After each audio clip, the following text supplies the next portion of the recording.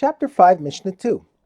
After asking the questions listed in the previous Mishnah, the judges ask test questions. These are questions about side details not related to the crime. For example, what color clothing the accused was wearing, whether the sky was cloudy or clear. The judges ask these questions for the purpose of testing whether the witnesses are telling the truth.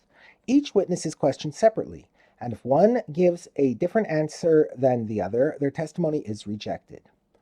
Any judge who asks many test questions is praiseworthy, because the more he asks, the more likely he is to find contradictions between the two witnesses, which would disqualify their testimony and spare the defendant from the death penalty.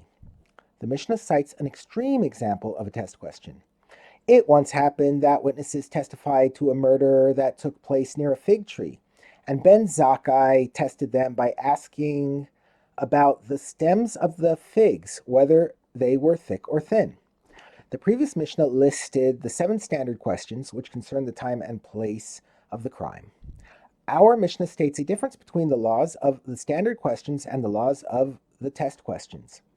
What is the difference between the standard questions and the test questions?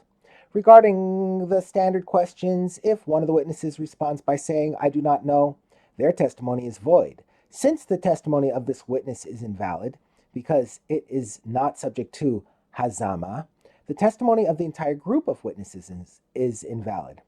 Regarding the test questions, however, if one of the witnesses says, "I do not know," or even if 2 witnesses we do not know, their testimony stands. It does not matter that the witnesses cannot answer the test questions, because these questions are only about side details. The following law, however, applies to both types of questions. Regarding both the standard questions and the test questions, if the witnesses contradict each other by giving different answers to the same question, their testimony is void, because a contradiction, even in a side detail, shows that at least one witness is unreliable.